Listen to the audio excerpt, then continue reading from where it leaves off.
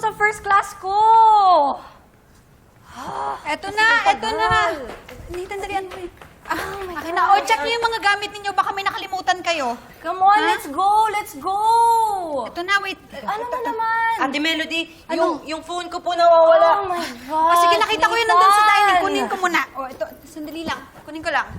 You didn't check it ba kanina? Nagmamadali ako Oh my gosh, late na tayo. I saw the CCTV footage. Anong CCTV footage?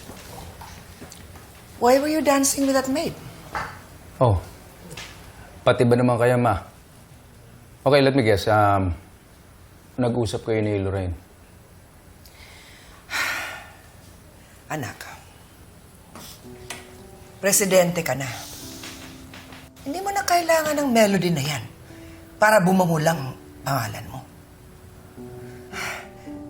You can already fire her or kaya assign her somewhere else. Ganun lang. Ma, gusto siya ng mga anak ko. How can I just fire? Saan siya pupunta? Ang mga bata lang ba ang dahilan? Or mayroon kang ibang rason? Kaya mo ipinagtatanggol si Melody. Okay. Ano ang tinutukoy ninyo, ma? Anak, you don't need any more complications in your life right now. Kilala kita, anak. Familiarity breeds love in your heart. Kaya bago pa man mahulog ang loob mo sa Melody na yan, palisin mo na siya. Mahulog ang loob ko. So, paano niyo alam na meron akong feeling sa kanya? With the way you look at her when you were dancing.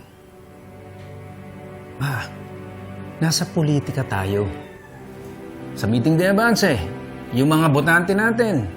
Siyempre, pag nag-request na sumayaw, yung sasayawin ko. Walang pagkakaiba ang nararamdaman ko sa kanila at nararamdaman ko para kay Melody. Ma, yaya lang ng mga anak ko si Melody. Okay? That's it.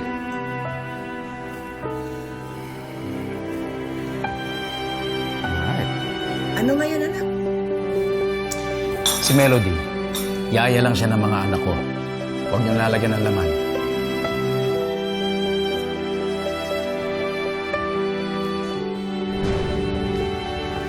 Melody.